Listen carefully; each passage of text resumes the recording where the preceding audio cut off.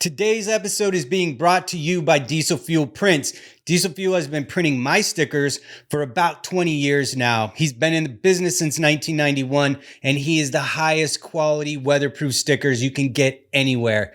DieselFuelPrints.com has easy online ordering, and you can get a quote on any size and shape sticker you could possibly want.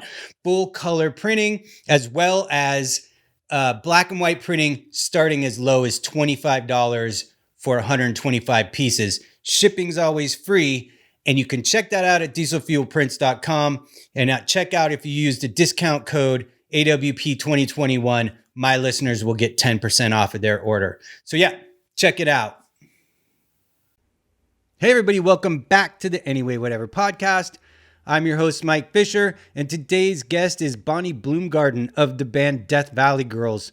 Death Valley Girls, if you are not aware, are a Psych garage rock band. Amazing band. I absolutely love them. And Bonnie has such cool energy as a singer and as a person. Very interesting conversation that we had. We talked for a very long time, so I edited this down quite a bit. I didn't get a traditional start to the episode. You know, we kind of just were talking and kept talking. So we jump right in here at the beginning of the episode, which kind of seems to be something that's happening more and more as I record episodes with people. Because I always do a warm-up period to get people feeling the flow of the conversation for about 15 or 20 minutes, sometimes up to an hour if we're having a good chat. And we get a lot of good stuff, and I don't want to chuck all that anymore. So sometimes we just roll with it. So that's what happened here. Death Valley Girls are an amazing band. Bonnie has her own podcast as well that you can find on the Death Valley Girls Instagram account, which you should follow. And yeah, it was cool to hear her talk about her life off the road, because the band had been on tour perpetually kind of for 4 years before the pandemic. I'm happy for her that she gets to go back out on the road and do what she does best. As always, all the stuff regarding the show can be found down below. You know, sponsors, links to the guests, social media pages, all of my merch, all of that kind of stuff. I want to get you right to the episode. So check out Bonnie Bloomgarden of Death Valley Girls right after this.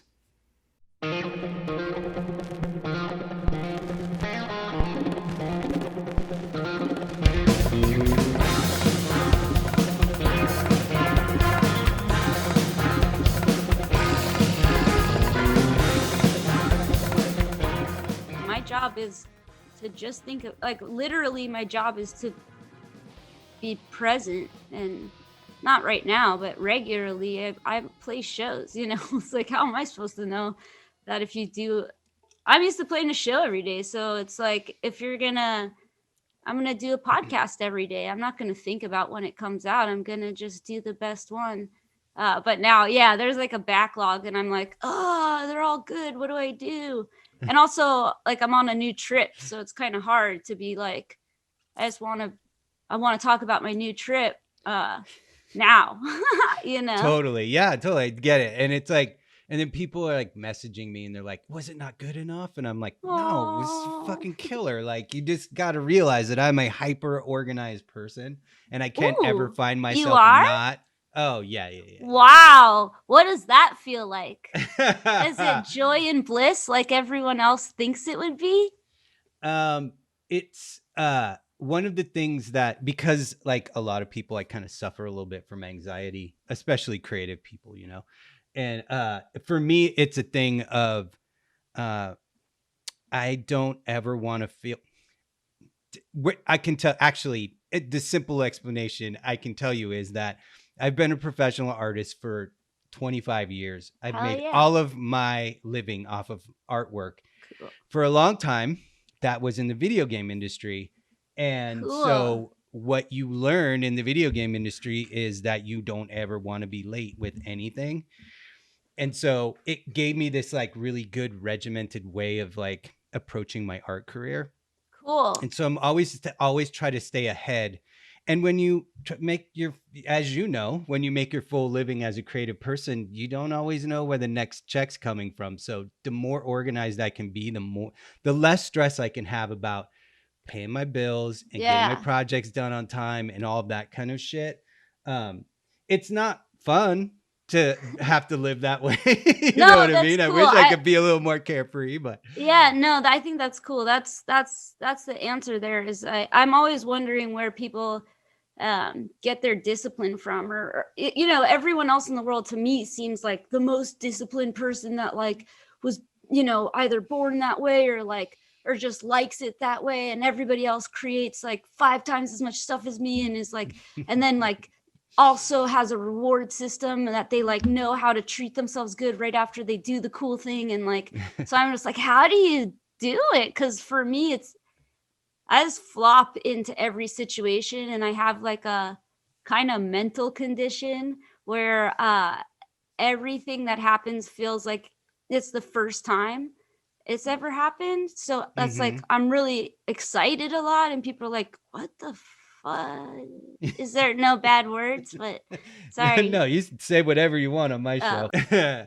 Yeah, you know, it's, you know, I'm a weirdo like everybody else.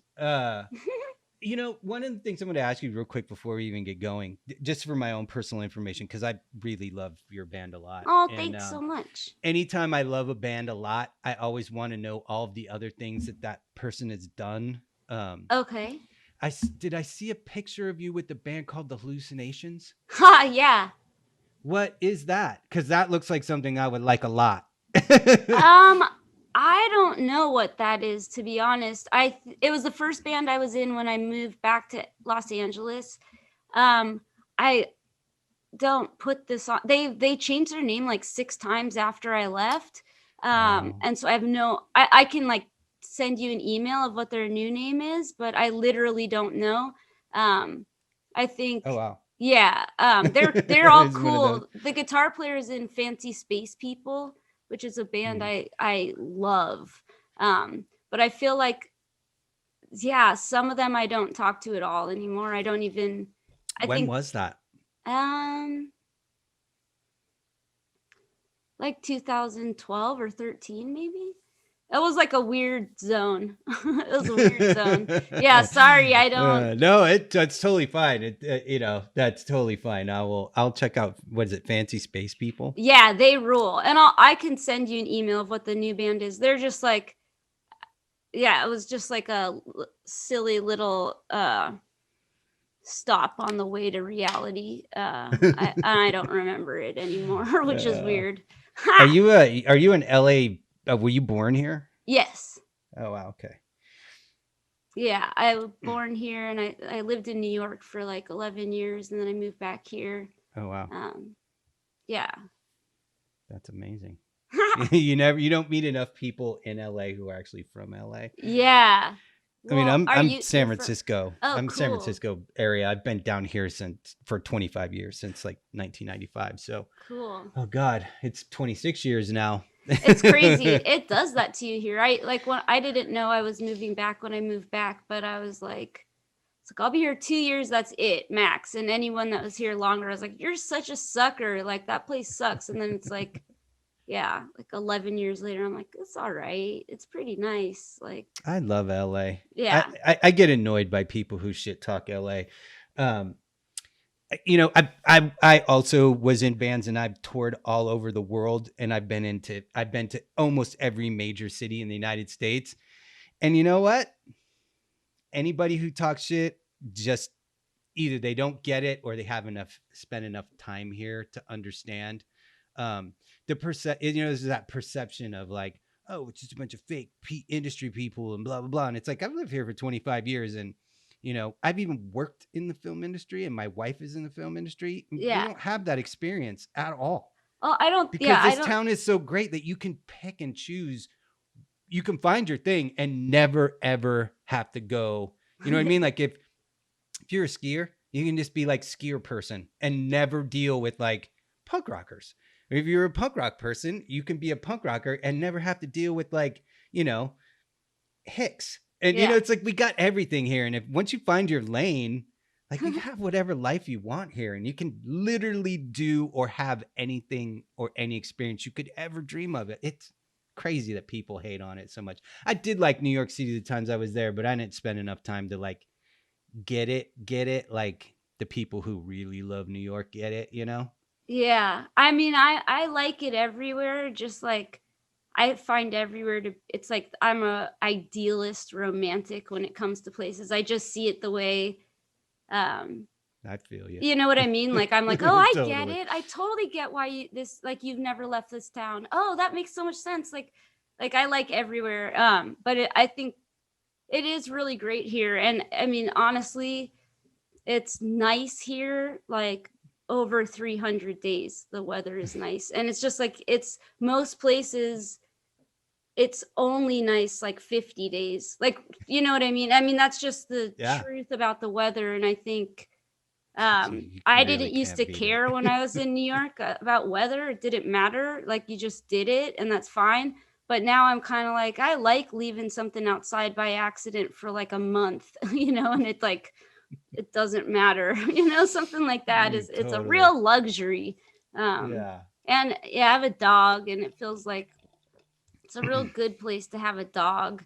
Oh yeah. Um, yeah, and in New York, like I had some dogs, but I always felt a little weird about them jumping on the bed after walking around outside. It's straight Well, up. me and my wife were in Echo Park for like a decade, and we had a dog, and yeah, you get in the house and you're like, ooh, yeesh. I wish there was a way to wash your feet. Yeah, yeah. I have really good mental protection system. That's just like that's fine. I'm like suffer from OCD, so it's a hard one for me. Yeah, that's. This last year with COVID has been a Oh fucking no, nightmare. I'm so sorry. Yeah, it must have been weird for you to like not be on tour. I talked to a lot of bands on this show, and like it's almost an equal mix of like artists and musicians on here. And so it's like all my artist friends were like, spend the best year of my life. Like I've been able to focus completely on my art, and I've sold more art than I've ever sold in my life. And all my musician friends are like, this fucking sucks so bad. Yeah, well, I mean, I have noticed that art people are seeming to start to make money, which is awesome. I've noticed like almost everyone that I follow and am friends with seem to find a way to make money, and I think that that's so cool. I think for musicians, or at least our band, like our whole 95% of our money was from playing shows and touring.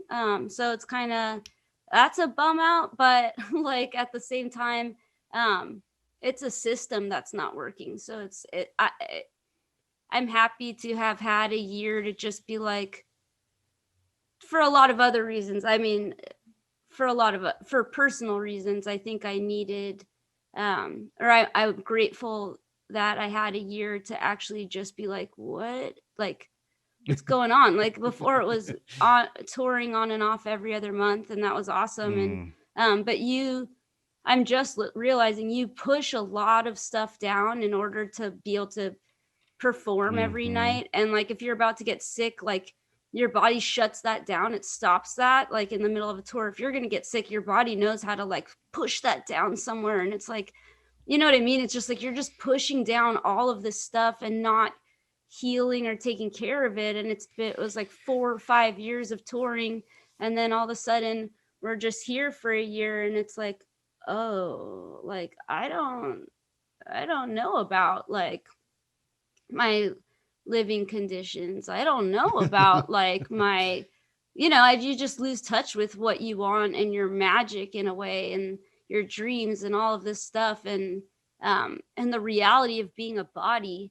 And I think it's just super cool to have been able to stay. I've never, uh, yeah, I've never been home for a year. I've never spent a year with my dog. Like I've never had a plant, and I've never had like a carrot peeler, but now I have all that, and I'm like super excited um to Ugh. it's like it's not like we were getting paid super duper on tour. So No, fuck no. yeah, Good so bands never do. yeah, I mean some people do, but I think we needed to find another way to make money, um Yeah. and so we're doing that, I guess.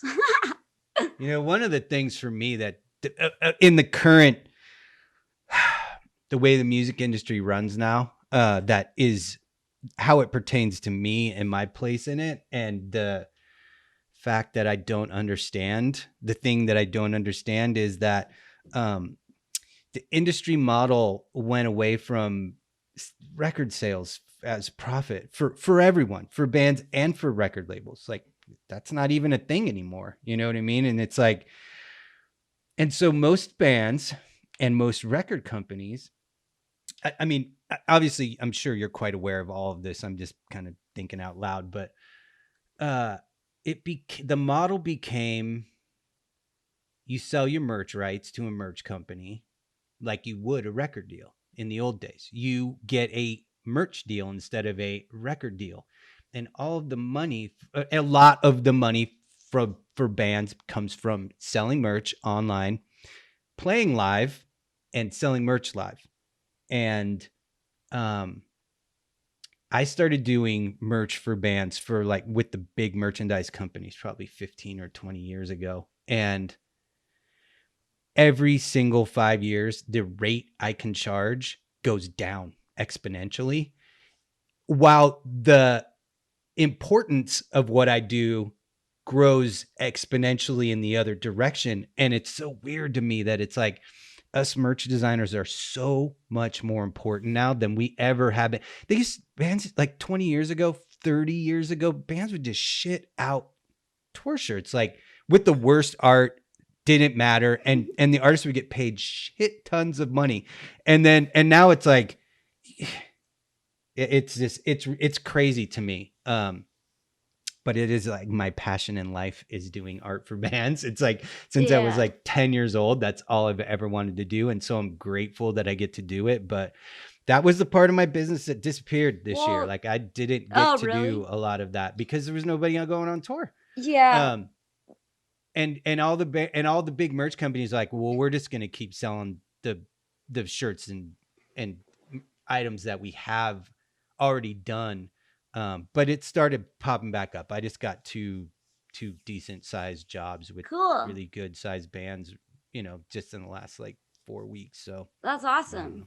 Yeah, no, that's awesome. I mean, I think what is happening is that music is something that has no value to people in the way that like, which I don't, it's just this, it's just the same to me personally as government. I just think I think that it's completely a broken system that needs to go away. It just doesn't make any sense. It's not good and it's not working, but they're just keep doing it. Like music, like kids are so cool and I love them and it's not their fault, but it's like they get music for free, so they don't think about it. But what people don't realize is that music has just lost all of its money, and like so everyone's suffering. But it's like, if you were to watch Netflix and you watch like what's a show that people are super into, like my wife works on Netflix show, actually. That's like her and literally they just finished the last episode of the final season like last week. That show Atypical. Oh, cool. So that's rad. So Atypical. So let's take that show. So those guys, let's tell all the actors, all the PAs, all the camera people, all the costume people, the makeup people, the director, everyone. You're not going to get paid unless people watch this like 100 million times. And if they watch this one show 100 million times, or your show 100 million times, your whole season, actually, sorry, I forgot, a record is a season. Right. If you get your show watched 100 million times, you guys all can split like $25,000. And like or like, actually, if it's 100 million, it's like you guys can all split $100,000. And literally that's what it is. Like for us, if we have a song that has like 25 million plays, like we're gonna make $20,000 and then split that with the record label and split it between ourselves. There's no value. Right. It's just, that's how bad it is. And I think people are just like, oh, I don't know, I just like it. and right, and it's like, yeah. it's just, that's just the way it is. And it's that bad. But like it's also that obvious that we need to change it, and it's also that obvious that um it's up to us to do something different, like, and you know, and I think a lot of people, yeah, it's just, I just think about like, oh, I'm gonna you know, like, I'm actually popping off on Instagram now, and it's like, that doesn't get you money. Like, this is a job, you know. It's like, and people don't realize that being in a band is it's a full-time job for at least one or two members, you know, and like, it's a Right. part-time job for everybody else. It's that you don't get paid for. I always refer to it as a very expensive hobby. Yeah. You No, know what I that's how mean? it's Like, viewed is, yeah, totally. I don't, yeah. I mean, it's, this I mean, I was in doesn't, a crust punk band. We never fucking made any money except for when we went to Europe, and then we made a bunch of money. In the States, we never fucking got paid. We got yeah. paid with beer. Like, Yeah. literally, we got paid with beer. And maybe if we were lucky, gas money. Maybe if we were lucky. Thought you were gonna say, and maybe if we're lucky, weed. But No, I don't smoke, but there was always lots of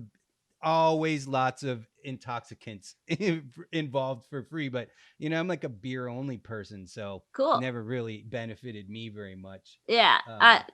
Yeah. But I was always happy that we always had fun. It was like I was in a band that it's like I do a lot of work for death metal bands, like, Cool. and like grindcore bands, and so that was like for 15 years that was like where all my friends, and that was pretty much my life, and so it's I got divorced like in 2006 from my first wife, and I mean we got married when we were like 18 years old, had kids, but all three of our kids before we were 25. So Cool. we're still friends. It's all good. We just, once you get to be in your late 30s, you're like, oh, I'm not anything like I was when I was 18. I don't know who this person is. That's But fair. anyway, in like around 2006, like, I started going back.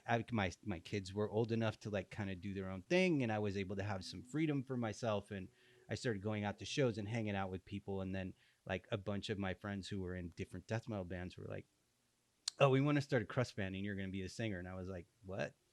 And then like literally like we got enough songs for like a demo, recorded a demo, and because all those guys were already signed to other labels, it was like your pick of labels, and it was like immediately like, oh, we're playing like in the top third of festivals at our first 5 shows, and we're like, and now, oh, we're going on a US tour. I was like on tour for like 3 years, like, and I was like, what the fuck is going on here? I just kind of got thrust into this. It was like Cool. the most fun thing because I got to see the world for, 4 years or so with like my 4 best friends. And it was the fucking most fun time of my entire life for sure. Yeah. Sounds like beyond the dream. Sounds like you're a master manifester. I want to talk to you a little bit about that stuff when we start recording the episode. Although actually I like a lot of this stuff that we've already done. So, Okay, we can actually that's funny. be I didn't recording even now know we if weren't you want. recording. Okay, cool. You know what? Let's just call it. Let's just say that we Okay. are. Okay. Like, we'll just cool. say that we are, and then I'll worry more. I'll worry about my syncing up the audio later, and I'll Okay. worry about throwing my little intro Okay, cool. Yeah, a I was little like, bit earlier. damn, So because that's we've been getting some good. serious We've shit. been getting stuff. I mean, I'm romanticizing it a little bit. It was a little bit more of a struggle than that, but not too much more than that. And Yeah. I got to play with like every single band I could have ever dreamed. Like all of my favorite bands since I was like, a teenager. Like I got to be on the same stage as them at, different festivals. That's crazy. It was really crazy. Like I am so fortunate. I a little too old to tour well, like I just come from being like a suburban dad, you know what I mean? Like, still like a full-time skateboarder and still, fully involved in the music scene, but I didn't go out to shows and I wasn't sleeping on the floors of punk houses and shit, you know what I mean? Like I'd come from like a nice valley house, in that whole experience, and I went right into like, sleeping in squats all over the world, and it was hard for me to like adjust to that. So that was kind of what ended up being my breaking point. As I was like, I can't sleep in another punk house. I can't Yeah, do it. that's fair. No, that's fair. I know that feeling for sure. Yeah. We talked a little bit, when we were getting going here. So what other bands have you been in besides Death Valley Girls? I was in my first band. I was in a band called The Witnesses, and we were together for quite some time.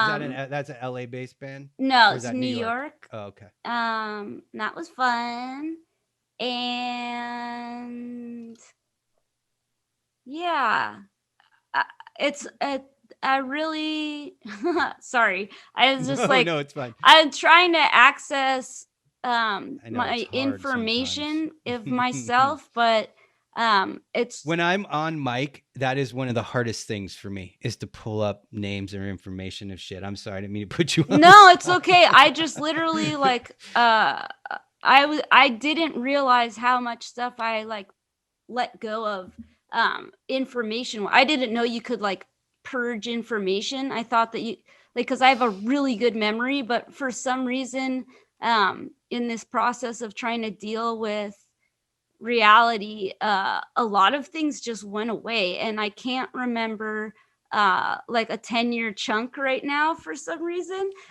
So let's pretend Yeah, that no, it's fine. It's I fine. answered that question. Let's I'm totally fine pretend with I that. answered that Um, question. That's hilarious. Death Valley Girls has been going since 2013, though, right? And were you an original member, or did you jump in after they were going? No, we started it all together. The people that started it and me. Yeah, we me, Larry, Patty, and Rocky. And yeah, and that was 2013, you say? Yeah, I think So that okay, seems cool. right. Yeah, so that's wild. But I guess Yeah, there's like that 8 extra years. year, this last year thrown in, like really adds really for some reason feels like three extra. It's like we're 3 years away from 2019 I somehow. know. I It's know. so weird. I can't believe. Yeah, so we've been together a real long time. But I guess the only people that have been in it the whole time have been me and Larry. Um, and I don't know why. But Yeah, we've bands have that. I was talking about my band, that the last band I was in, DIS, and um there's only two original members, and they're still going just as good as they ever. Actually, I take that back. They're better than they've ever been with their current lineup. yeah. Well, yeah, we've changed sound so much, and I think I've it's noticed just that. Yeah, yeah, it's just I mean not on purpose. I think it's just like evolution of the band. yeah, it's just I move real fast when I'm like I'm the kind of person I'm bipolar, but what that means to me is that I'm 100% into something or I'm not, and that's it. And there's no like I can't do something I'm not like 100% like running like figuring out and No, working I on and get it. toiling over. So it's like uh if and also like if I can detect any indecision around me or any amount of suffering or sorrow, like I it's intolerable. So that like our shit changes real fast. And I think if that's actually I've been thinking about it, it's probably been annoying for the other people that have come and gone, is just like someone being like, are you happy? Like I can tell, like like on tour I'm a human that's like, are you okay? Like, do you need anything? And it's like, I think I've chilled out a lot this year, but no one's gotten to see it. But I'd like to apologize to the former members of Death Valley Girls and the future and current members for me being like an emotion, like, I don't know what, No, but I totally get it, and I think that don't think that is uncommon with a lot of creatives in general, and I think it's part of what makes sets some people apart from the pack. You know what I mean? Like if you're doing something special, if you have something special inside of you that is aware in that way, like, the one that comes to mind all the time, and I'm not making a comparison in any way. I'm just the Uh-oh. person that comes to mind is Kurt Cobain, where he was a special person who had a different level of being tuned into the world that caused him to be so sensitive to everything Yeah. that it made it hard for him to live. But at the same time, it's what made him so good at what he did. Yeah. And I think that there are people in the creative industries that are like that. Like I know artists, like, visual artists who can barely function, as people. And I'm not saying that that's where you're at, but No, what I'm that's saying where is I'm that at. It's all they're, good. they're It's weird. It's so weird. sensitive that that it's like hard for them to put their shoes on and go out of the house every morning, but they can create these beautiful things. And I think sometimes that it's like I'm the kind of the opposite of that, where I am like not attached very much to the things that I make. I like to make things and move on to the next thing as quickly as I can, because I constantly have so many things inside of me that I want to get out, That's that I awesome. don't get attached to them on purpose. Yeah. So that I can get them done and move on to the next thing. So for me, it's seeing the opposite side of the coin and being like, well, I wish I could be that way. Well, You know what I mean? Like, I mean, yeah, I feel the same way. I just want stuff to like go like I like to pull ideas from up, pull it down through my body and play it out my hands and mouth. Like I don't want it to stick around. Like that's you know what I mean? Like that process is my favorite, least favorite. That's the process. Is just like get it in the head, get it out of the body. And like I love that and I hate it. But yeah, as far as like being a functioning human, I kind of realized this weekend, which is so weird, is everyone's like, I can't believe, like I'm super shy and I never leave my room, and people are like, I can't believe it, like how can you play in front of so many people, like doesn't make sense. And I'm like, dude, that's how shy I am, is that like I need people to be drunk and like clap at me and tell me how good I am for me to even leave the house. Like me I leaving the get house it. for anything short of like making a lot of people happy feels like crazy. Like I'll wait like days before I get groceries, like just because it's too scary. It's like, and yeah, and I've invented a whole other reality of other things to be scared about. Just in case like reality wasn't scary enough. So I get it. Like, but yeah, Yeah. it's pretty goofy. It's pretty goofy. Like without Tor, some people that know me real well are like, oh, this kind of must have been the best year for you. You'd never had to go out and you had an excuse every day to stay home. And I was like, yeah, yeah. And then I'm kind of like, but why am I like that? Like I should fix that. I don't want to be scared of outside.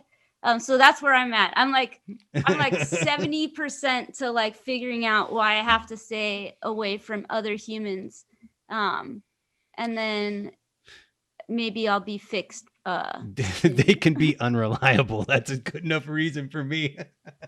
Well, they just have too many feelings and they don't realize it, and you can feel them, and like it's really hard to not try and help, but it's none of my fucking business, you know.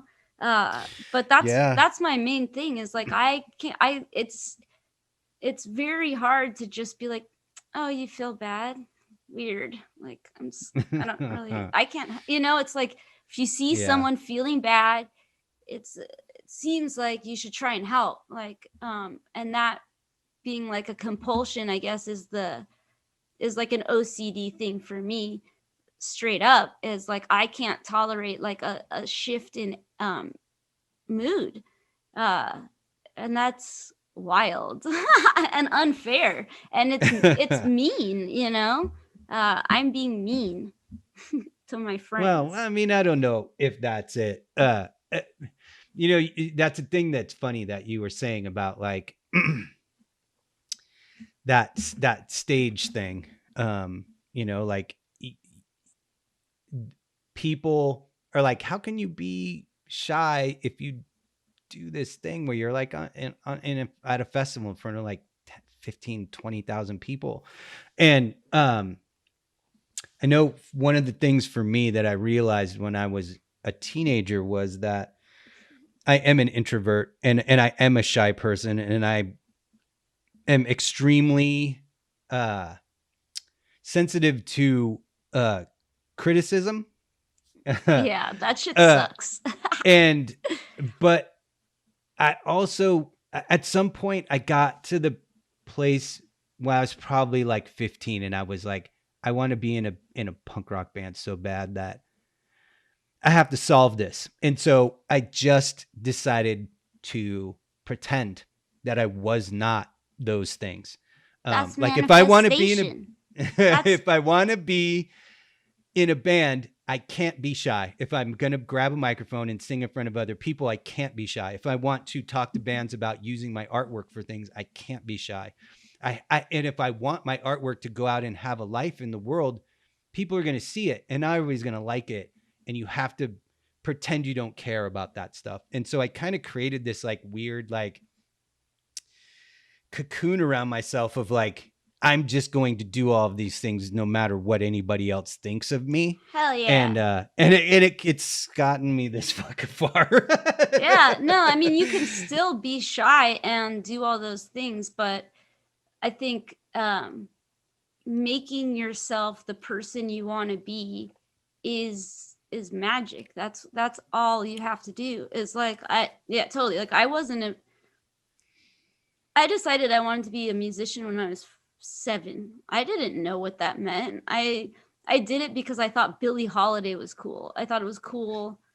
I don't know Right. why. It's not cool. That's sad, but like I just like the idea of what somebody explained it, that she had to sing every night like to make money, and I was like, what? That's so cool. Like she couldn't survive unless she sang, and I was like, that sounds cool. Like, but I didn't sing, and no one in my family did. Nobody anywhere in my family or history or anything is music a thing. I just decided. And then I set out my path, which is weird because manifestation people think is like a something different than it is, but it's like I've been working on this bizarre idea since I was 7, and now it's real, and it's like gone through phases of the same thing. Like I went to school for music, but I was too shy to sing, too scared, had stage fright. So I would not go to any of my finals or any of the classes where I was supposed to sing, and it's just like the teachers were like, we know what you're doing, and then it's like not a secret, like every time you're supposed to sing you don't show up. Like if you want to be a singer you got to sing. And I was like, but it's, you just decide who you are, and like you can also decide who you're not, and you can also like Yes. not make any decisions at all and just do some shit you hate or do some shit you love without noticing. Like there's every thing on the scale. But I'm kind of like into the idea that I like just sitting back and be like, why did little me decide to be a singer? Like, why did little me decide I was going to be a songwriter and then figure out how to do it? Like, and then that actually be the thing that I'm supposed to do. Like, how did I know that? Like, how did I know I was going to be like in huge, like, collaborations with people and invent every job I've ever had and all of these things? It's like I don't know how little me knew, but that little guy knew, and it's weird, and I like it. I like thinking about that. Just like when I used to daydream about this, it looked a lot different, but it feels the way I thought it would, and I think that that's far out. It's like trippy. That's amazing. That is an amazing realization, because that totally resonates with me in that the same thing, like looking at my dad's record collection when I was 10 years old, I was like, this is what I'm going to do with my life. I'm going That's to so be cool. involved in music. And it all literally started from, I want to make album covers. Like, Yeah. I like looking at like Rolling Stone album covers and So Who album cool. covers and all these cool record covers. And I was like, this is what I want to do. And I was always a little advanced at art. for my age. And so I would just sit and just try to come up with album covers for my favorite bands. That's awesome. And then at some point I realized that if I was in a band, they couldn't say no to me doing art for the band. And so that was really the catalyst for me to wanting to step over into actually making music. Yeah. And I was so into, I came up in the early 80s, like hardcore punk scene, like Black Flag, Circle Jerks, those bands. And I just wanted to be a part of that so bad that, it was like, it was inevitable that I would be in a band. Well, you made it happen. Oh yeah, absolutely. Like I am, to kind of go into the mystical spiritual part of this conversation that we've been tiptoeing around the edges of with manifestation and stuff is, that is a big thing in our house. Oh, cool. And so I have, that's awesome. I have a specific understanding of what it means to me and cool. How the universe works. And it's a little different than what my Can I hear it, or you don't like to talk about it? Oh no, I'm fine to talk about it. Okay. What is it? I can't wait. So exciting. Well, I understand manifestation in several different ways. As it has been explained to me in several different ways and how I make it work for myself. Like I understand, like universal manifestation where you put your intention out and it goes out into the universe and it comes back to you, by your intention. And I understand it. And it's funny because, I understand it personally as it's way more practical and way less fun than the other ways. I think that's important to talk about because I don't think people know at all what it is at all, Yeah. And for me, it is deciding that I'm going to do something and then that turns into a visualization where I'm like, I can see for myself what this is going to be. Cool. And then to get there, it's every single step I take to get there. And it's an unrelenting desire to have the thing that I want. Awesome. Whereas it seems like universal manifestation, quantum physics and things like that is much more of a, you send out the signal and the energy gives it back to you. And it doesn't require as much actual, hustle. Yeah. Like action. Yeah, it's more like The Secret, like that whole book and that whole thing. And that's awesome. One of the things that I'm big on, anybody who listens to my show knows that, is that I am not a person who is like, you're doing it wrong because you're not doing it how I like it done. I'm totally okay with the idea that I'm wrong about every goddamn thing that I believe or think about anything. I'm not the person to tell other people like, no, that's not right. That's not, I don't want to be that person. So when I say the things I say, I'm not I think the way anyone understands them is amazing. I think we're just limited only by the language we have to communicate it. So it's not, it doesn't, you're just trying to express this really cool thing, that is beautiful and wonderful. And, I think it's so cool that you do that and that your family, that's a thing that your family does. This is not a concept I learned a long time ago. I mean, this is very recent to me. Yeah, I mean, it's probably the last decade for me that I've kind of come to understand, that I've always done it naturally. Yeah. Just as a person, like I was saying, like there are things that I want to do with my life since I was a kid, and I wasn't going to not do them. Yeah. And so I had to figure out a pathway to get there. And then once I started understanding more about manifestation and how it works, I was like, oh, well, that's really all you're doing. The first way, is that, like I said, is that it's like, it's more of a visualization. And then I understand the like kind of universal quantum physics version. And then, I've come across in the last decade, the concept of chaos magic. Cool. Which is, it's exactly that. Yeah. when you narrow it all down, it's exactly those things. And so, it's like kind of a running joke with me and my wife when if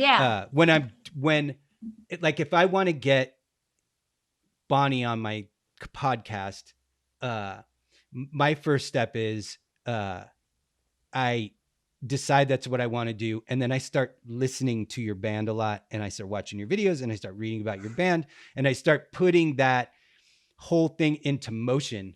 Yeah. And then eventually I work the steps to get to actually sitting here talking with you. Right. Yeah. And so once I had chaos magic kind of explained, I was like, oh, it's the same thing. It's manifestation. It's visualization. It's the same thing. It's got a little bit more ritual to it. And Yeah. so in our house, like if I'm listening to a band a bunch, like my wife will be like, you're super into this band. I'll be like, yeah, I'm totally chaos magicking this right now. Yeah, It's like, yeah. I want to work with this band. I want to have somebody from the band on my show. So it's like the running joke in our house is that it is become chaos magic, like how we do everything. It's like, Yeah. we want something, we just chaos magic it. Well, yeah, I mean, I think that's what magic is in general. It's just intention. Like, I feel that, like, I feel that way about a lot of things, is people are always like, how do you do, like, are you a witch? And what does that mean? And I'm like, I don't think so. But like I treat things as rituals just because it's more fun. It's like, and for you drink coffee every morning, right? Well, that's a ritual, right? Well, why don't you say it's your magical cool drink that like heals your body? And then that's magic. Like if you know, like I write on all of my cups, like, magic health cure. So when I drink water, I'm like, oh, I'm drinking the magic health cure. And it's like, it's not magic. It's not it's Right. No, not, I you know what I mean? totally It's just like, understand. you Yeah. can, It's like there's no impossible thing happening by drinking that water because you wrote that on there, but you're telling yourself that's what it is. And what you have inside of you and what you believe inside of yourself about just about anything is more or less what you're going to get back. You know what I yeah, mean? but And it's also like the water setting, can't cure you of whatever it is, but it can also not harm you if you believe you're doing a good thing. You know what I mean? right. Well, yeah. And also what makes something have power is intention. Like, Sure. and then just simply that, like, just simply, instead of like gobbling up a meal, like giving yourself the yummy food for your good body that deserves it or whatever, is just like 1,000 times more powerful. Not that I do this ever. I mean, I never remember to think ever. Like, I mean, except when I take a shower, because that's just water like hitting your face. So it's like, you're here, you're here, you're here. And that's my best time for thinking. It's just like, ah! Like, you know, I don't forget what I'm doing in the shower. It's just like, okay, just put some stuff here. All right, good. You know, it's like so easy. But everywhere else, like, even, yeah, when you're eating, it's so hard. But if you just actually paid attention and like said something nice to yourself, like when you do eat, you'd be like baller so fast. You know, it's so good for you. And I think, but I think the thing about what you're saying, the differences between the manifestation, is that whether or not you're like taking an active role in like specifically manifesting one thing, or if you're just writing something on a piece of paper and like putting it somewhere and not thinking about it, the fact is that,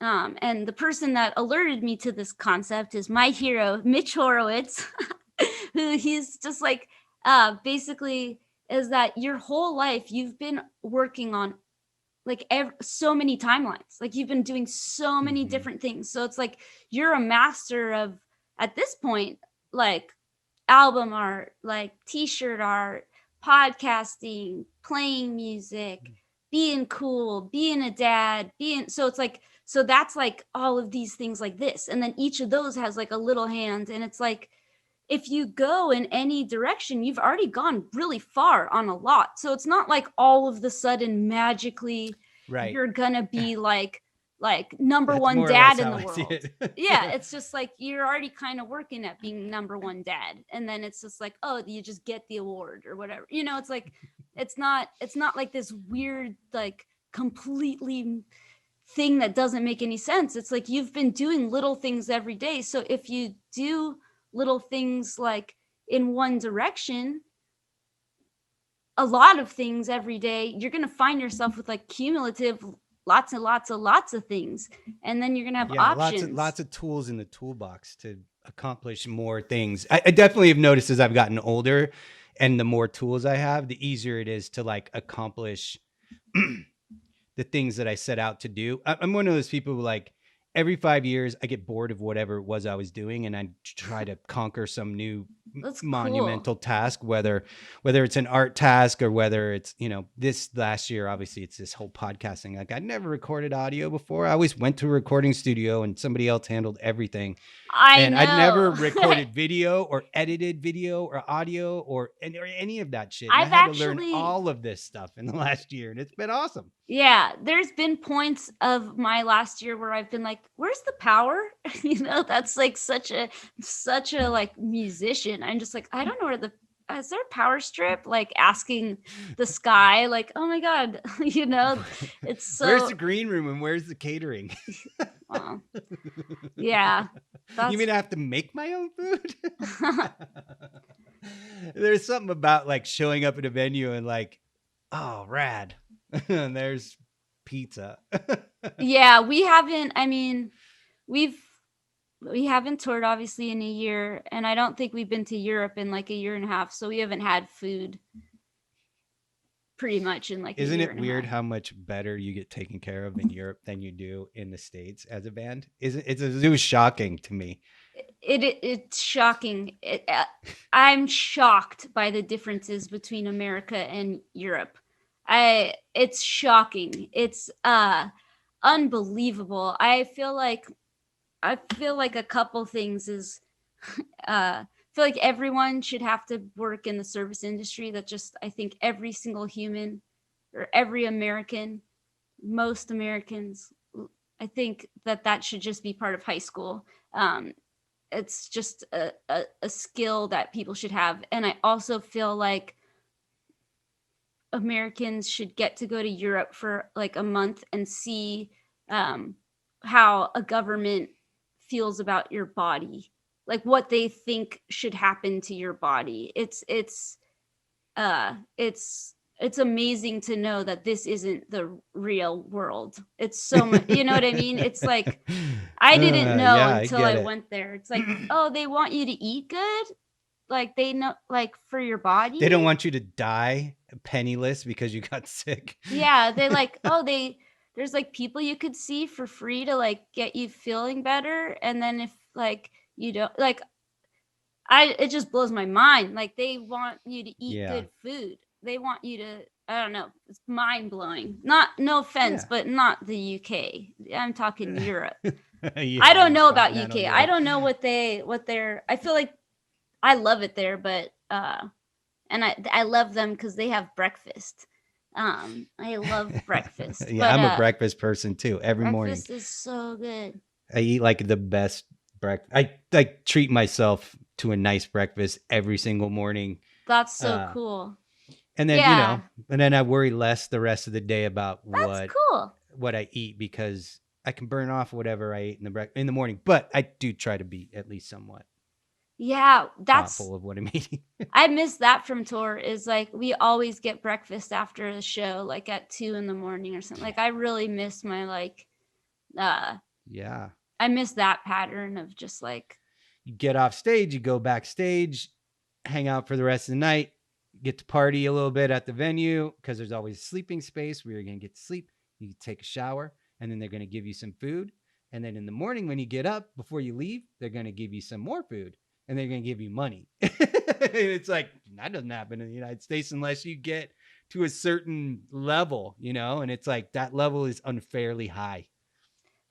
yeah. like I said, like I was in a shitty not a shitty crust punk band, but I was in a very good crust punk band. But I was in a crust punk band, and it's like, even in Europe when you're playing like squats and shit, and it's like you still get all of those same things. Like in America, Because their you're lucky if you countries get give them money, they fund the arts. That's just what yeah the country yeah like the shittier the country or the shittier the I'm sorry, but you know what I mean. It's like yeah. the places where you're like, what? They're like, oh yeah, we're funded by the government. Like they give us Totally. money for like touring bands so that we can see culture of different countries, and it's like, what? That's why we're here? Cool. Like I'm gonna call my mom and tell her that's my job. Like bring culture around the world. That's You awesome. know? Yeah, I mean, I was talking to somebody a little bit. Like most of my favorite bands are from Sweden, for Cool. in like across all the genres. But I was talking to a friend about that, who's unfortunately recorded an episode, and the audio quality was so bad we couldn't use it, so we have to record it again. Oh. But um, he was saying that because he's in a death metal band, and that's such a huge genre over there that he's over there a lot, and I have a lot of friends in that from Sweden as well, a lot of bands I work with, and it's like the country of Sweden is so proud of anything that gets made in Sweden that they're like, oh, well, we'll help you show it to the rest of the world. And Yeah. so it's like when you're 16 years old and you learn how to play guitar and you start a band and you're getting a record deal with the label outside of the country, Sweden's like, oh yeah, well, we'll give you money to keep doing this so that you get really good at it, so that people are like, oh, Sweden's awesome. You know what I mean? It's like the government gets it. Yeah, I play a Hagstrom, and I'm like, every time we go there, I'm like, hey guys, I'm here. I'm here with your guitar. I brought it back. Like, thank you. I actually got to play out of a Hagstrom amp last time we were in Sweden. It was so wow. cool. I was like, hell yeah. Yeah, So Sweden you rules. do you play guitar and keys in Death Valley Girls? Yes. So you do 3 roles. Ah. You sing, you play guitar, and you play keys. Was that always the case? Yes, but we did have a keyboard player, Kimmy from Dreamings. She played with us for a while, and that was so fun. And we have a saxophone player now. I know. I noticed the new record's like heavier on the sax. Yeah. Well, our buddy Mark Cisneros was just like, he played on what's the name of our other record? Darkness Reigns. Oh yeah, he played on that. Jesus, good lord. But yeah, he played on that record, and he was in this band, The Makeup, and they were just in town. So I think just for like desert like days. The Makeup. Yeah. Like from DC, The Makeup. Yeah. Oh yeah. God, I love that band so much. Yeah. They're our brothers and sisters. But so he was just, I think they played Desert Day or something like that. So they were around and they recorded, or he recorded with us, and the song he played on, I wrote for a sax to be on, but didn't know that we were gonna get a sax player, and then he was there, and so that worked. But this last record, our friend Gabe Flores played on it, and we didn't know him, but he came in and it's all improvised. The whole record's improvised pretty much, but he was supposed to come in to do like 2 songs, maybe 3, and then he just was like, we'll play another one, let's see. And it was just like the ones we asked him to come on, I don't even know if he played on those. Like he tried every song, I think, and it was like and then just perfect. And then I think that every show the record came out in October, which is quarantine, so we've only played like 2 times. We made a Halloween show because we have to, and we did something else. Oh, and we did something for Amoeba and something for I can't remember. Oh, you don't WXPN. have to. Yeah, no, it's important to try and use your brain. But yeah, so we played with him for those things, and he's gonna come in and record with us on Saturday. Yeah. Are you already working on a new record?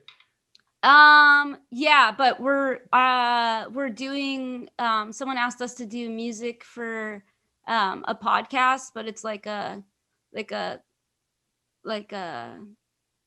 budget. No, it's like I don't know if I'm allowed to say we're doing it, but I don't know if I'm allowed to talk about what it is. Yeah, Not fair. because I care, but because Yeah, no, I get That's it. the rules. But Half of yes, my life is making art that I can't show anybody yeah, until later, and sometimes never. I can never yeah, tell people I've done it. That yeah. happens quite a lot. I don't know what I'm allowed to say, but we're recording this weekend. I'm Oh, awesome. excited to sing. Yeah, Darkness Reigns was if as a music fan, if I was contrasting the new record with the last record, Darkness Reigns, this record's way more psych, and Darkness Reigns was way more garagey. And I think that is where I got hooked on you guys was on Darkness Reigns, because I'm like a super crazy garage rock fan, and then over the course of the last year, I started getting way more into like the newer psych bands, and I think I heard your guys' new record off the back of LA, off of like a LA Witch station, Cool. and so we're like totally into like the new psych stuff that's going on right now, and it's like, it's like that far away from garage rock. It's basically the same thing. It's just, but it's funny that you should say that the new record was heavily improvised, because it's apparent, because it is a very psych in that way. It has it harkens back a lot to like that 60s era of that type of like, kind of improvised stuff. And I totally dig it. It's like, it's a total space trip. It's awesome.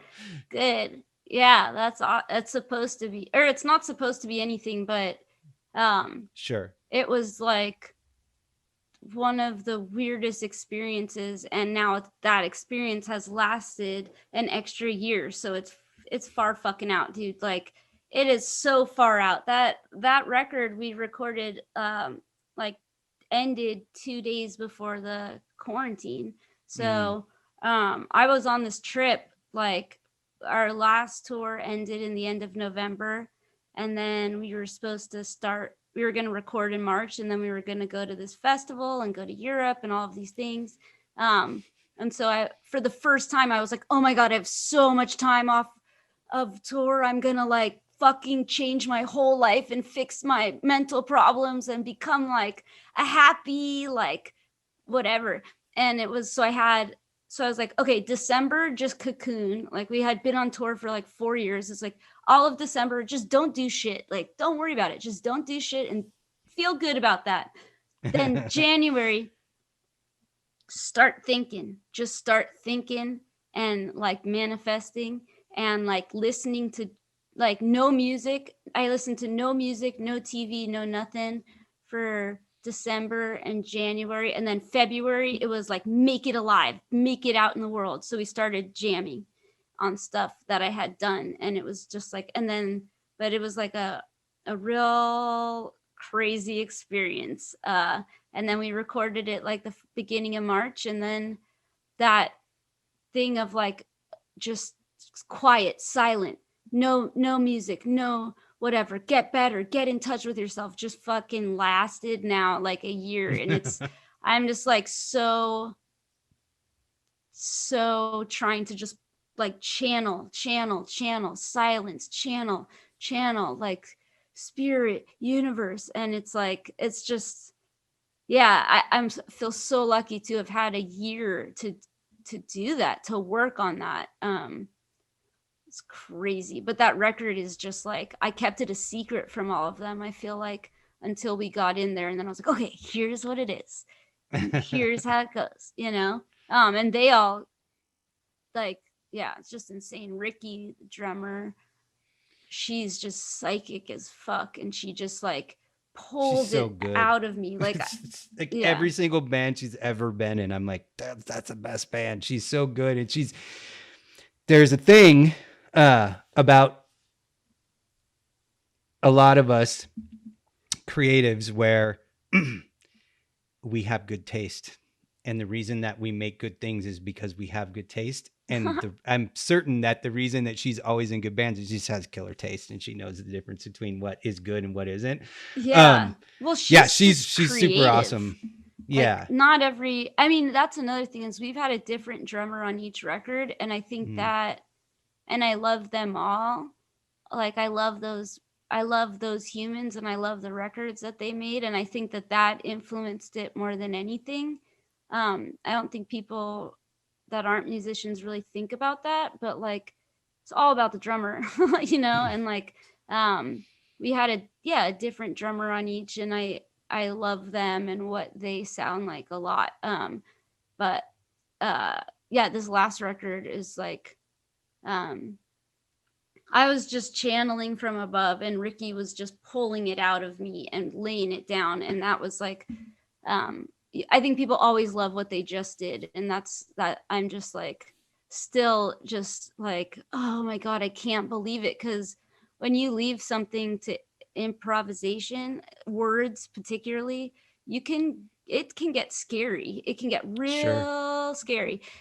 So the fact that we had anything come out and like that, those kids chorus, the saxophone, our friend Greg to come and play the perfect stuff on the perfect thing and all of the stuff. It's like everything just came together, and it wasn't um and it was just like by releasing it. It was just by being like in like a flow or whatever, and not being like I'm a control freak, but it all came from being like, you can't control this, man. You didn't do any work. Like you have to just let it be.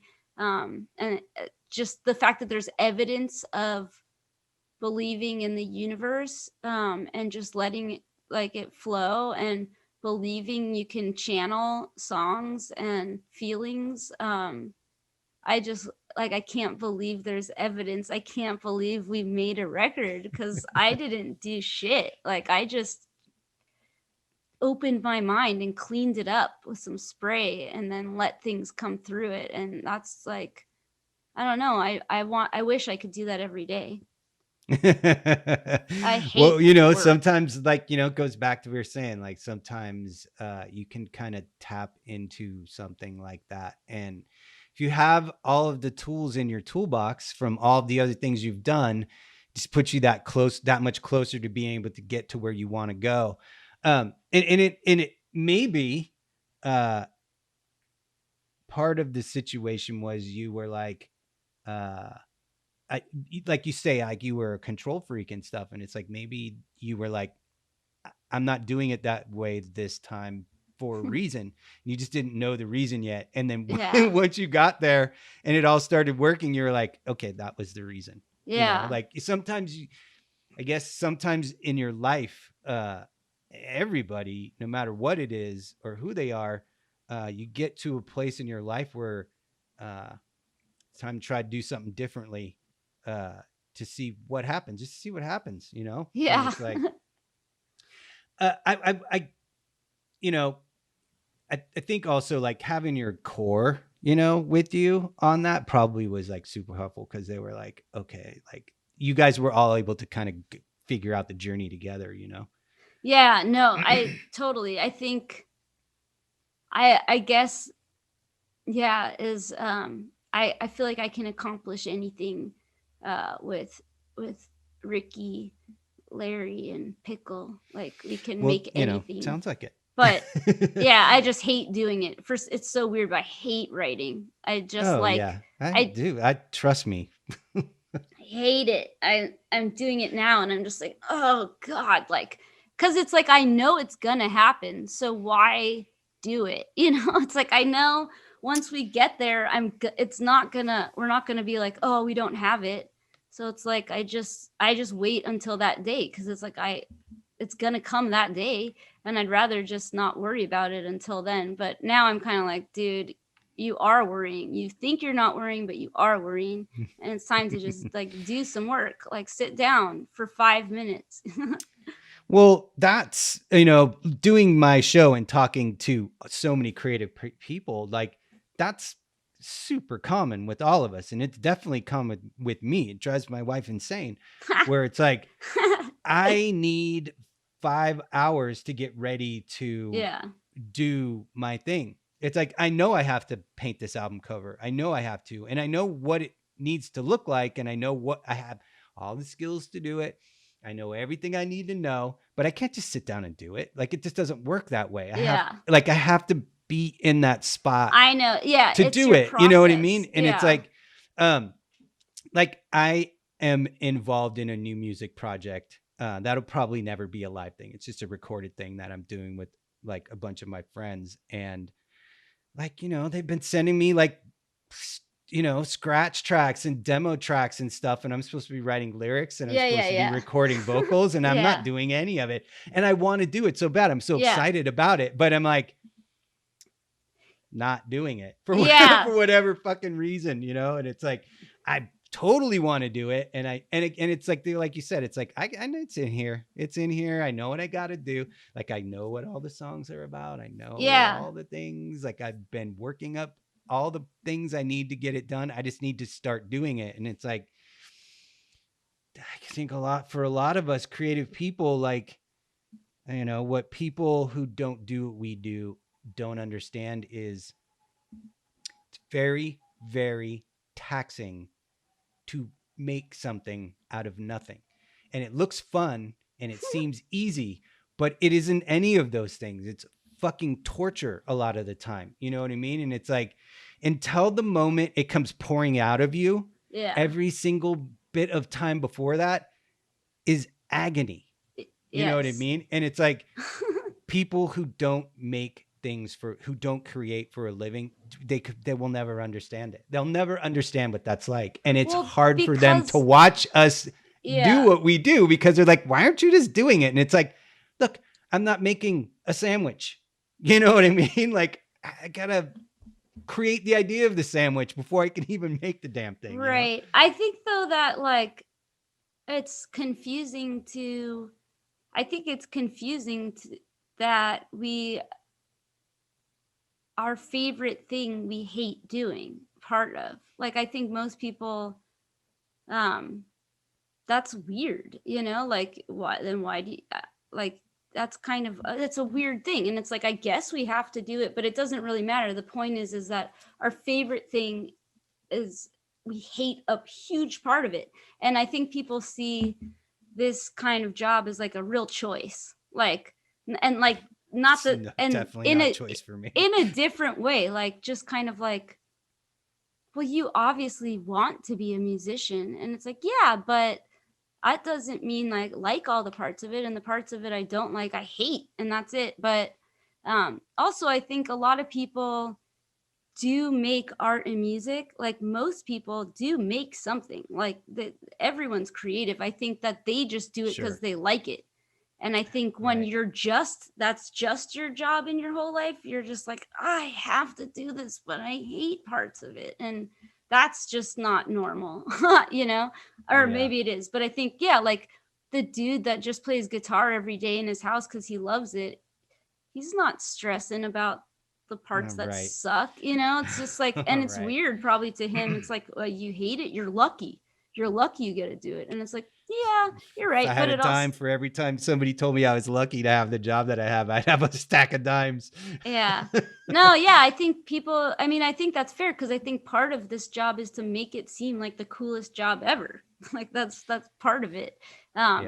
People love like the horror stories of bands and art, but people also really need there to be an ideal job out there that is something they think they would love. And like, and even when you tell them the worst parts of tour, they're like, it sounds so good. And it's like, you know what? You're right. It's pretty good. It's like, at least I'd have to go to my cubicle and, listen to Larry from accounting talk about his fishing trip over the weekend. Yeah.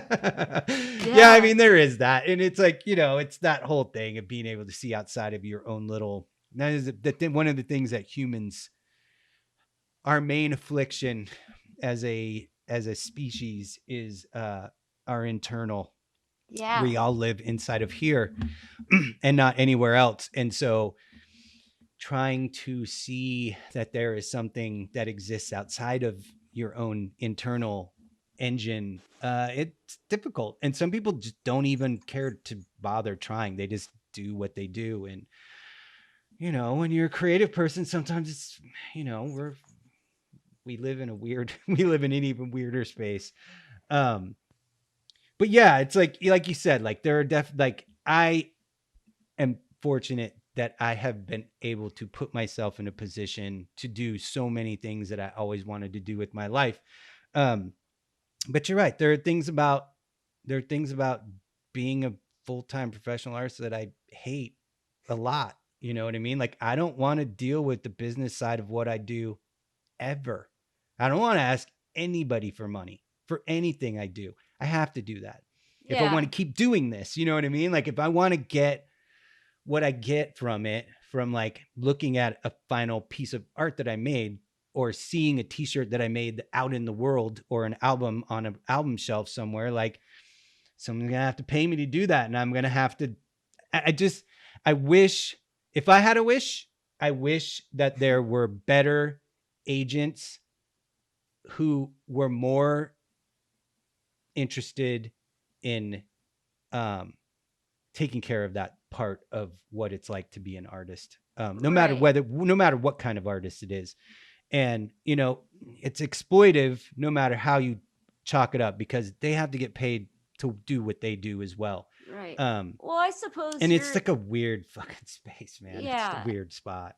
I suppose art is similar to music. I didn't think about is that because so many people can like use a computer now, they can like make an art, and I Yep. think people are like, oh, I make art.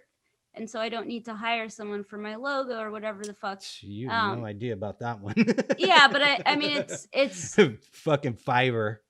Whereas anybody can just hire somebody for $20 to do something that, you know, I used to get paid, you know, a half a month's salary to do.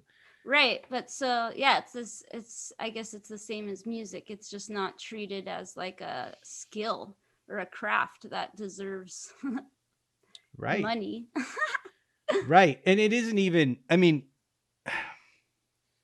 you know, people, it's art, music, television, film, all of these things are so ubiquitous to human existence now that people don't see them for what it costs to make them, for what it cost a person to make them. Like every single thing inside of your field of view right now was created by somebody's creative mind space, whether it's a can of tomato soup, or whether it's a shirt that somebody's wearing, or your curtains, or the pot that your plants in. Somebody, there was some force of creativity that went into making that. And so I think that sometimes it's so a part of our landscape that people don't put that together. They're like, oh, you're an artist. Must be fun to have a fun job. Must be, you know, like nice to sit around and paint those pictures. And it's like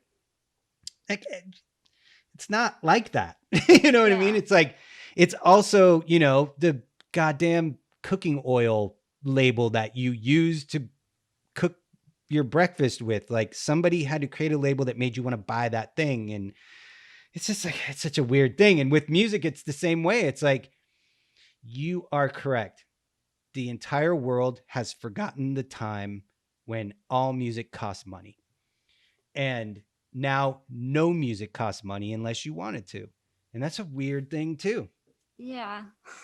I It's mean, super weird I think to people, like circle back to where we kind of started, you know? yeah, I think people don't know that like bands like us, like bands that are doing pretty good, like as humans, it's like a religious mission. Like we live on like $20,000 a year. Mm-hmm. That's like how much, that's like a good, you know what I mean? Like we're really living low. Like just to be honest, Yeah, it's pretty extreme.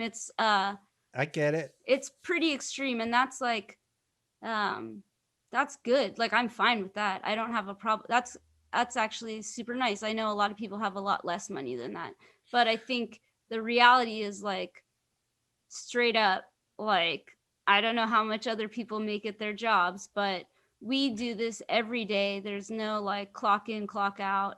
um Mm-hmm. and we have to do it. It's our Mm-hmm. job. Like we do it and it's our job, and we live as like as simply as we can, foregoing our earthly wants as much as possible so that we can continue to spread the good word of rock and roll around this world. And it's pretty dire, and at this point it's pretty bad, and it'd be awesome if somebody out there could find a way for me and my friends to just get what we're worth, like just so that Sure. you know, but also it's up to us. But I do think like not everyone is as lucky as we are. And I wish everyone at our level and below and above could get what could be paid for the work they do. Not even their emotional or energetic output, just literally like hours and hours and hours and hours of actually working something into existence is like far out. And yeah, it'd be cool to get Yeah. paid for that. That'd be awesome. Like that's what we're Yeah, doing I this mean, week is like we're getting paid for a song, and it's like it's just cool. Like it's cool because it's like it doesn't it's just cool. It feels good. I guess this is how most people feel. It's like, "Oh, you're doing a service? Here's money for that service." Like um, you yeah. know? I mean, yeah. And then I think, when you're in a band like yours where you're like on the road for like 4 years straight, uh, like it's got to be like this year just really had to have been super fucking weird where it's like, where is the money gonna come from if I can't do the thing that I need to do to get it? Well, It's like a yeah. lot of people were able to just like start doing their job online and like nothing really changed. And yeah, Yeah, it's really weird, but I did kind of the whole record, last record, and kind of a lot of stuff was from working on manifesting and trying to find the Akashic record so I wouldn't have to work on the record, and so I could just channel it. And I kind of already knew I knew that we were gonna have like this unemployment situation. I knew even in sure. January, I was like, we're gonna get $1,000 a month. I can tell. Like I was like, or I told them I was like, we're gonna get an extra $1,000 a month. I think we're gonna make $2,000 a month this year. Like I think so. I just kind of have this weird feeling. And then when all this shit happened, I was like, oh my god, like we're not like we're gonna be okay. Like if not for that, I guess we could have gotten jobs, but there weren't. I don't know what we would have Yeah, I don't done. think there were very many to get. Yeah, I mean, I just am so thankful for that, but it just makes sense. We're just lucky that none of us have kids, like or Right. I mean, that's a whole other situation. Like we don't have that lifestyle where you Yeah, can. no, I have friends, definitely musician friends who are like getting to be like, up in their 40s and stuff who are like, I don't want, I have kids now. I don't want to do this anymore. Like, I Yeah, don't want to you be gone can't. all the I time don't. anymore. Yeah, I don't. People do. Some people do. I don't see how it would work, but, I guess everybody finds their own stream to go down. Every family's different, but yeah, it would be Yeah, weird. It seems yeah. like it'd be weird. Well, I mean, yeah, totally. Yeah, I mean, we function very differently, I think, than the average band. Is we just do it so Mm. that like our idea of success is just getting to tour. Like as long as we get to tour, we're successful. So, um, I don't think that everyone sees it that way. Like Yeah, I mean, yeah, for us there's a it's kind of like vacation. Like you get to stay in motels, you get to have like free food, you get to like whatever. And it's like we get to watch TV every night. Like everything is so exciting for us, and it's we love touring. But Yeah, I mean, there's like that. There's also that whole thing of like, it's like you're like a little family, and you get to like go and like have these little missions. You get to go on yeah, these adventures, and every night you get to, you know, set up your circus tent and perform for the people, and then tear it down and go to the next town. And I think that has been very attractive to certain types of people forever, right? And yeah, to have your own little group that you do that with is rad. yeah. I mean, if it that's your goal and that is what you're getting to do, then you are the winner. yeah, I'm the winner. Yeah, no, it's cool. I mean, I definitely like some of the stuff we started this year. I wanted to go hand in hand with touring so that we would make additional money and get the Sure. touring money. But I think maybe everything needed to stop for me to get that other shit in place. Like do the podcast and do like Sure. the Patreon or whatever. It's like it's silly, but I don't think I could have like yeah, it just before it was tour for a month and then cocoon for a month, tour for a month, then cocoon. And I think I needed a year to be like, okay, I'll do something else. you know? Yeah. I mean, even as a creative person, sometimes it's nice to spread your wings into new areas. Like I said, I always kind of end up doing that. Yeah. Um, One of the things I had on my mind to ask about Yeah. is where the name comes from and what the tie the band has to the desert and Death Valley.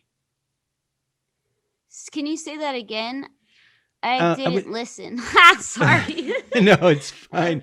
I was curious about the band name, like where it kind of came from, and is there any like real tie to the desert and Death Valley, or is it inspirational, or I was curious. It's such a great band name. Thanks. Larry made it up. Um, he made it up. It's I think it's like a little bit of like a Manson reference. Um, but I sort of felt that yeah, but I vibe. think it's mainly just like he's super into horror movies and like it's just like, would be like a great horror movie name. It really Um, would. yeah, and the other names we had, all the names I thought of were really stupid, to be honest. Like when we were making it up, I remembered I remembered a couple of them today. Uh, First, we were going to be X Ghost, which is just stupid. And then I like, oh yeah, Four Leaf Lover, like so stupid. And Uh, uh, wait, what is it? Um, I can't remember. They were all really stupid, and I'm so glad that he put his hoof down and said no. And yeah, Death Valley Girls. It's weird because I don't usually typically like bands that have the word girls or boys in it, but I don't even think right. about it. It just makes sense. Yeah, totally.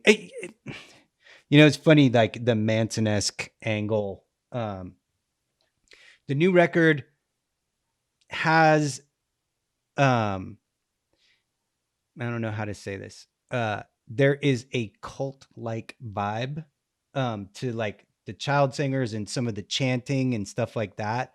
That wasn't necessarily as present in some of your older stuff. Um, that I was born 2 weeks before the Manson murders happened. Oh wow. And so it was like a significant part of my life. All of my life I've been Oh no. insanely fascinated by it. And I actually live like a mile from Spawn Ranch. Oh no way. Yeah, Cool. like I'm like right out here. That's awesome. So it's like something that I have a lot of understanding about, and Well, it changed the country real fast. I'll tell you that. yeah, it did. Yeah, it Um did. yeah. But I feel like there's a little vibe, Manson family vibe on the new record, and I really to the appreciate how carefully you're saying this. I know, because it's I you know don't what I mean, care. like, I have no feelings. You can say um anything you want.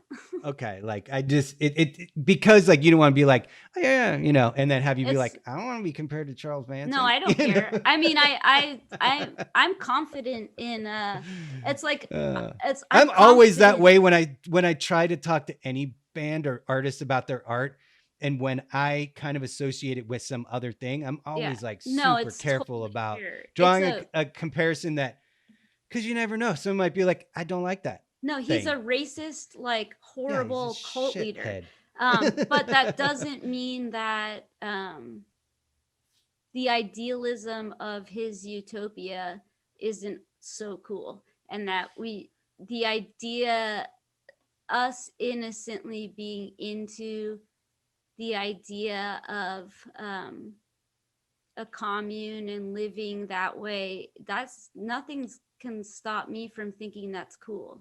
You Right. know, nothing can stop me from that's not true. That what a stupid thing to say. Sorry. A lot of things can stop me from almost everything. But yeah, no, I think that I really wanted, like, we tour all the time and we say these songs every night and we're just saying them into the sky, like, 100, 200 times a year I'm saying these words.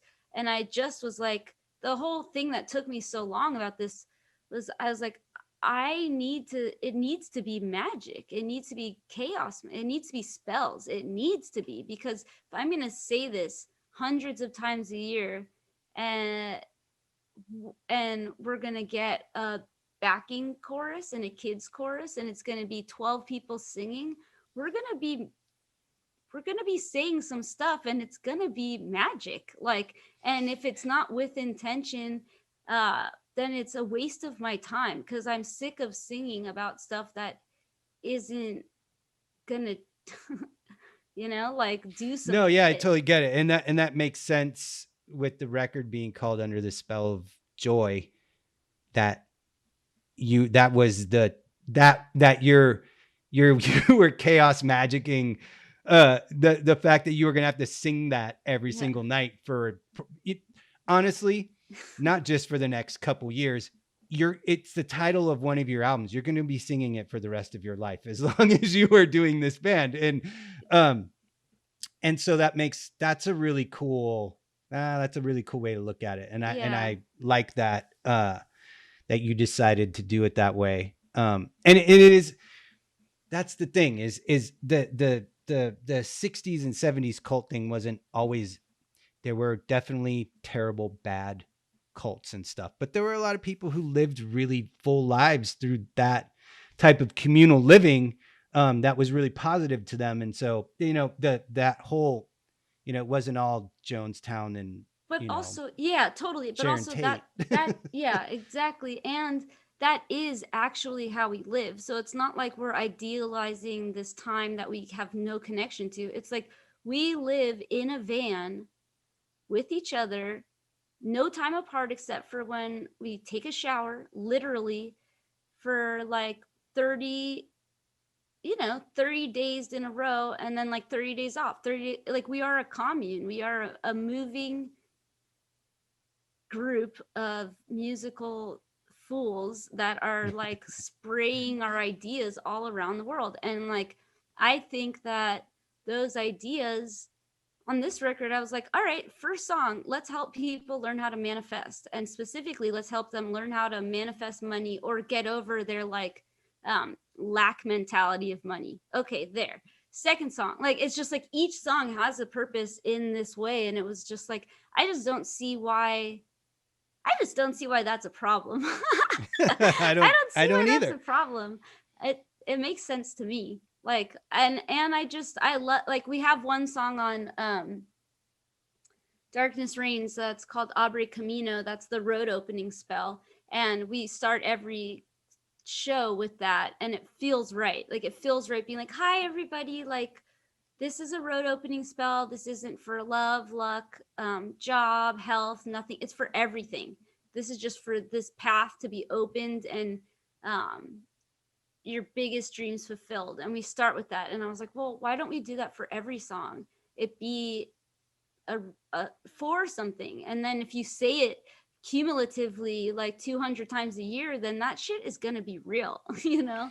Right. Um, And then you got everybody in the crowd doing it with you as yeah. well, And which like just those, makes it that much stronger. yeah. And I like when we write, I like to imagine like three different scenarios. One is I like to imagine someone in their room hearing this record from a car outside and being like, what is that? You know? Then the second one is just the person driving and just being like, that's what I listen to when I drive. And then another scenario, and this is maybe a sin, but like I hate riding in planes. I hate it. And but like I always have queued up like the last song I want to hear if it's gonna go down. And I like you know what I mean? And I just Yeah, think no, that I get that's it. like I hate flying too. yeah, just like a cool thing to think about is like, oh, would any of these songs be someone's like last song they want to hear? Um and those are the three things I like to think about. I You mean, know. no, I totally get it. Like, that's that's not a bad way to look at any of it, actually. Um, it's funny because when I make the when I record these episodes, as I make this show, in the beginning, it was, oh, I have all these really successful creative friends, and I can just get them on to talk about what they do. Um, and then over the course of time, it has become, oh, there are all these cool creative people that I want to get to know. So I want to have them on my show. And one of the things that my internal stuff is like, I'm not going to have anything to talk to about this person because I don't know them. So I'm going to pick this thing.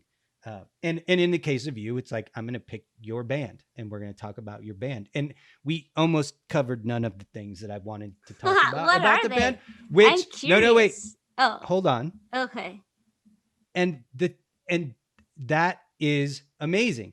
And one of the things that I have heard from my community of listeners is that the thing people like about this show is it sounds like two people having a conversation like at a party, and they're the third person standing there listening to two people talk.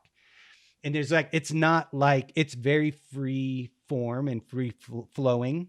And so the what I got out of our conversation today, that is awesome to me, is that is what we managed to do without even knowing each other, an Yeah, hour that's cool. and 30 minutes ago, which is killer. It's totally killer. And we did talk about your band and your record, which is definitely what I wanted to do, because part of this is sharing people's artistic and creative output with my listeners.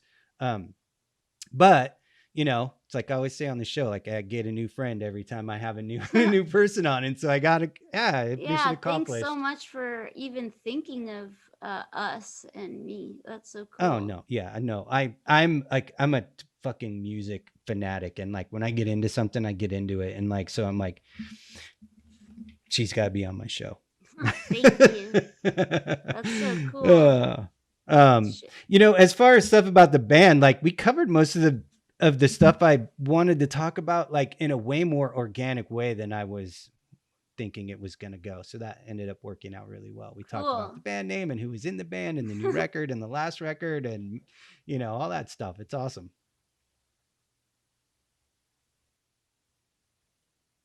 Are you, is this happening right now? Are you looking at something? No, I was looking at you actually. Oh, yeah. Can I ask you a question? Like Yeah. on your screen, is like one of us on the top and one of us on the bottom, or are we side by side? One's on top, one's on the bottom. Okay. I was like, oh, I should ask this podcaster. Cause yeah, you can do it. But in the end, it'll be side by side. It's Right. just the way I have it bunched up on my screen. Yeah, me too. That's how I have it. But I was like, oh, maybe he's got it some other way and I should ask him. Yeah, no, I'm talking to the camera, but you're over here. So I'm looking over here to look at you. Wild. And then I'm looking over here to look at the camera. So I go back and forth. My wife's You're like, really good at that. I don't know if I am, You're but I really appreciate good you at that. saying I so. always it's so weird is like because a lot of people have their webcam and their monitor right in front of them, so it's all one space, and I'm like going back and forth. Yeah, I didn't know. It drives my wife crazy. She's like, I don't know, we need to fix that, and I'm like, I don't know, it seems to be working. Yeah, no, you're really good at that. I'm having, it's pretty hard. Like, for me, I've noticed is in real life, before all this last year stuff, I never saw myself. Like, you never see yourself talking. Like, it's just you don't. Like, I didn't. I see my friends. Like, we look at each other, but we never look at ourselves. And right. It's just really far out to think that somehow this experience has made us like look at ourselves like in all these ways. And I'm like, what? Like I've worn green makeup or some color makeup since I was like 11, and never before until now, actually yesterday, have I been like, what the fuck is that for? It's like, what is that? Like I just get ready in the morning and I do what I do, but now Sure. that I have to actually look at myself, I'm like, because I think most people probably look at me or other people with makeup and are like, like what, like they really think about that or something. But I've never ever thought about it, and it's pretty funny. Like I'm just straight up looking at myself now, like, what the fuck? Why? Yeah, it's a fucking weird thing, man. Why It's do a I think this? the So weird one for me is like it's like similar. It's like, does my voice sound like that? Is that what I sound like to people? Because that doesn't sound like what I hear inside of my head. That's yeah, that one's super hard. weird, and it's like all the Yeah. weird little, it is. This show has been super weird, on a personal level, but it's been super awesome. Like I have been in contact with so many cool and interesting people that Yeah. I don't I have removed any negative aspects of how I feel about this show Oh, cool. in favor of Oh, what I'm cool. getting out of it as a Yeah. person. And I Yeah. keep figuring that if I keep getting good things out of it, then it's gonna be good. Yeah. And Yep.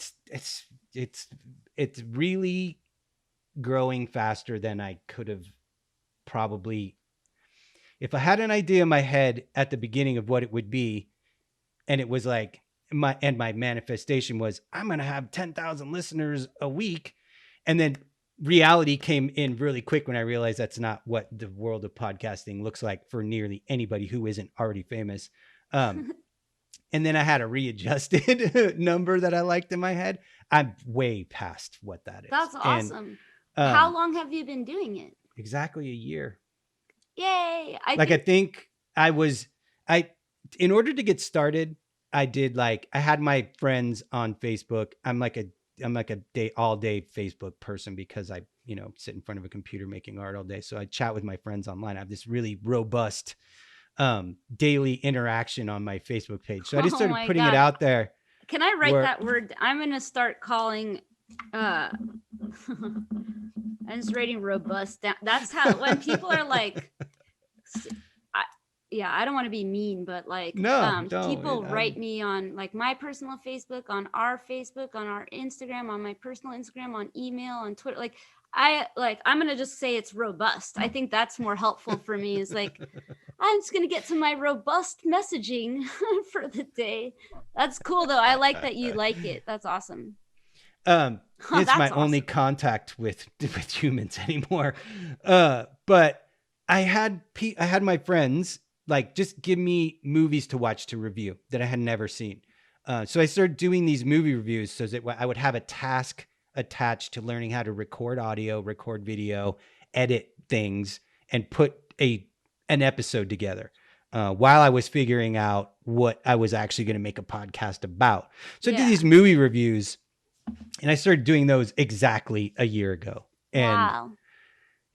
And my wife immediately was like, "Oh, you're totally good at this. You should really press the gas pedal on this." And so a year ago right now, I was like recording the first episodes and like getting everything going. I think the first batch launched the first week of June. So April and May was recording the first episodes for the show. And here we are. 50. I don't know exactly when you're going to be out, but yesterday, Wednesday, the 20th, 420. Hell yeah. Was episode 53. Congrats. That's so many. Yeah. And it's like, so also I'm a person who takes information to heart a lot of times. And one of the things that I heard about podcasting was most podcasts never get past episode 10. And the thing that keeps most podcasts from being from gaining a regular audience is irregularity. Like, Oh don't my put it out. God. And so I'm like, I will put one out every single week, no matter what happens. And I'll have enough queued up that if I like am on death's bed for 6 weeks, I can still have an episode out every week. Yeah. And so I just was like, I'm just going to keep doing it every week. And I love doing it so much at this point that That's um, awesome. I still have just like we were talking about earlier, I still have that anxiety where it's like, I know everything I need to do. And I know the person I'm going to talk to is going to be super fucking cool. But I'm like, I get like the anxiety of like, I have to go out and do this thing.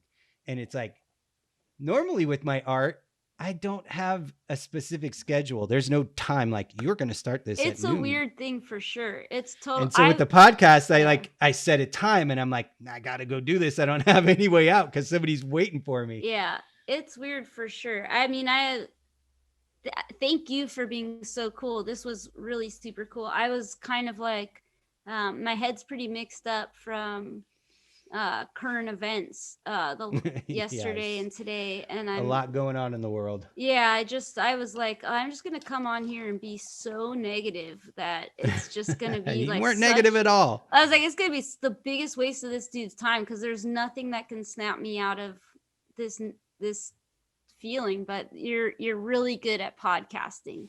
You did a real good job.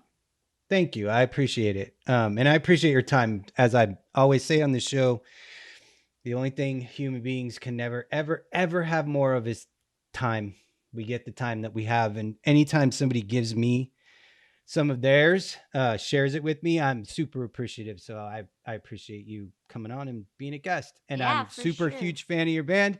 Thanks and I'm so excited to much. hear all the stuff that you guys have coming out.